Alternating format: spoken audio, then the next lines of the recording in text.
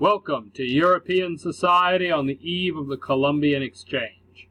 So, in the last two installments of our thrilling saga on the history of the United States, we explored the conditions of the Native Americans, both in general and in North America in particular, right before the advent of their contact with Europeans. However, now we must examine the European society. So, let us begin.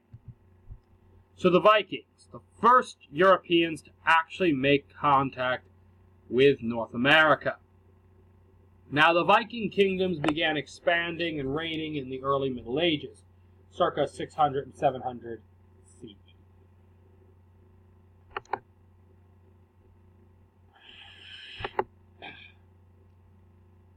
The Vikings raided up and down the coasts of England and Scotland. They explored down the Seine and almost attacked Paris. They journeyed as far south as Sicily. They had quite an expansive reign. Now, an expedition towards Greenland and Iceland was led by Eric the Red. He's also responsible for calling the more icy of the two Greenland and the warmer of the two Iceland, in a deliberate attempt to influence people to move to Greenland. Now, Eric the Red's son, Leif Erikson, led an expedition to Vinland. Now, Vinland is actually what we would now call Newfoundland. There, the Vikings produced a settlement. However, that settlement never lasted due to a famine. As it turns out, when they first arrived, the natives told them to kill walruses and store up the walrus blubber as an emergency food source. However, for whatever reason, the Vikings drew a line at they were not going to eat walrus blubber. And as a result, they perished as a result of that decision. So, the Crusades. In 1095, Pope Urban II called for a pilgrimage to Jerusalem and a holy war against the Turks. What began at this point was 3 centuries of on-again, off-again warfare between Christian and Muslim forces. Now, these were not always the same groups. Sometimes it was a united Turkish effort, sometimes it wasn't. On some occasions, the Christians journeyed in one group, in other cases they journeyed in several. In some they were led by kings, others by counts or dukes. But regardless, warfare occurred over 3 centuries.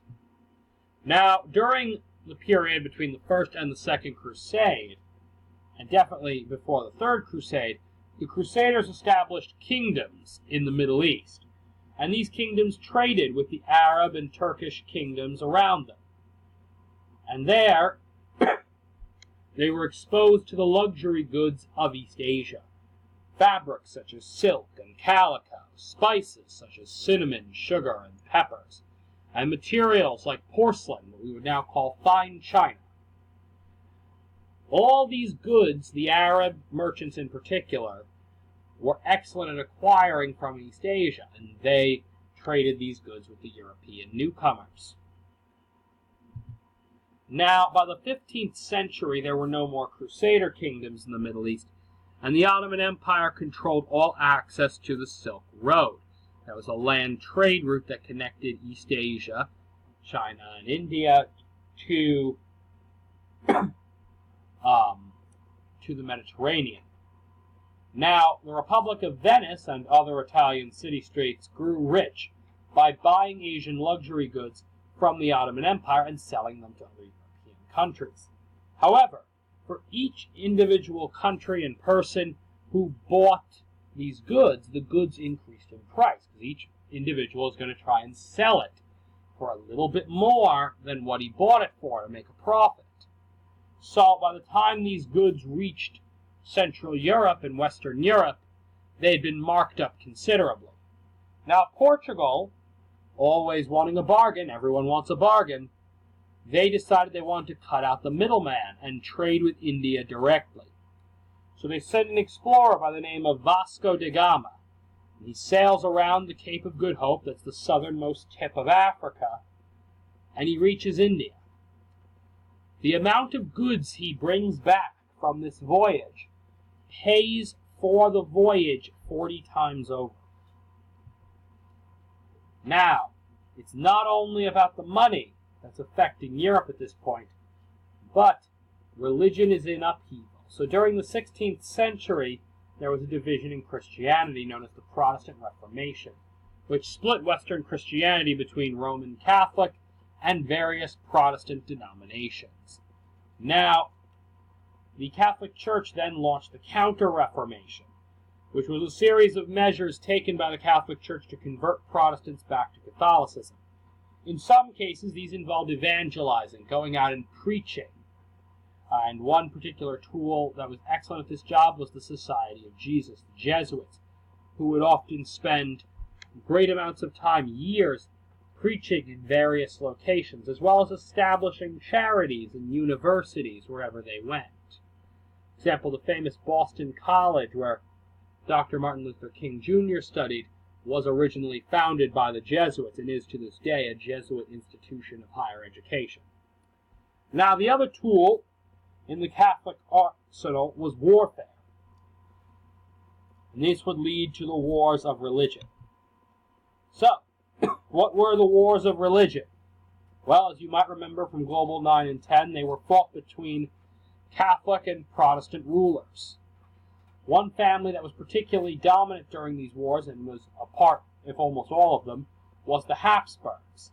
Now, the Habsburgs held the office of Holy Roman Emperors. That meant they ruled a massive empire that extended from the south of what is now Denmark all the way to the north of what is now Italy.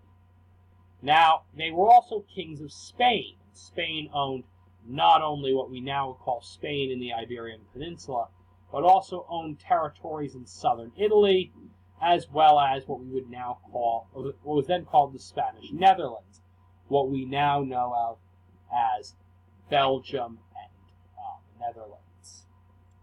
Now, one result of this was several conflicts. One was the 30 Years' War, which was fought in the Holy Roman Empire between Protestant nobles and Catholic nobles led by the Holy Roman Emperor, and emerged after the defenestration of Prague, when two Catholic officials, are sent by the Holy Roman Emperor to the castle at Prague, and they're thrown out the window.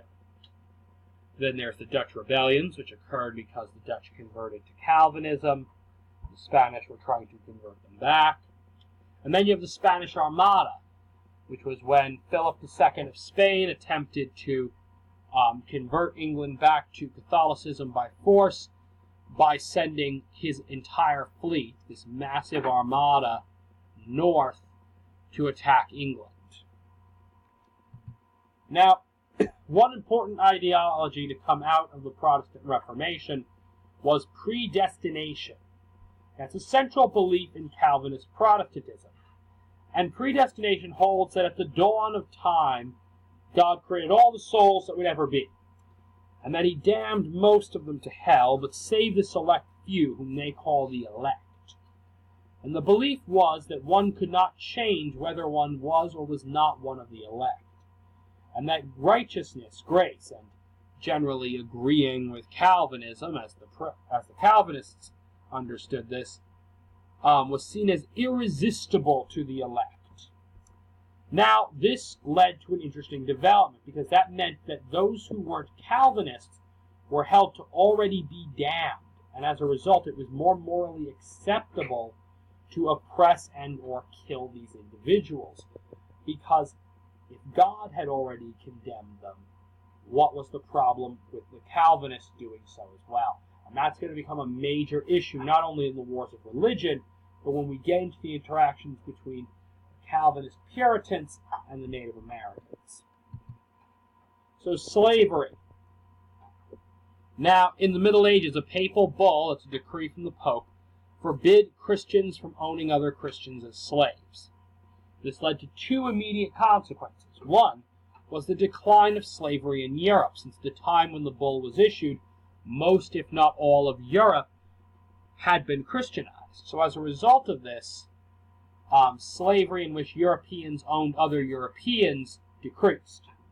This also meant that slavers had to turn to foreigners as an ideal source of slavery.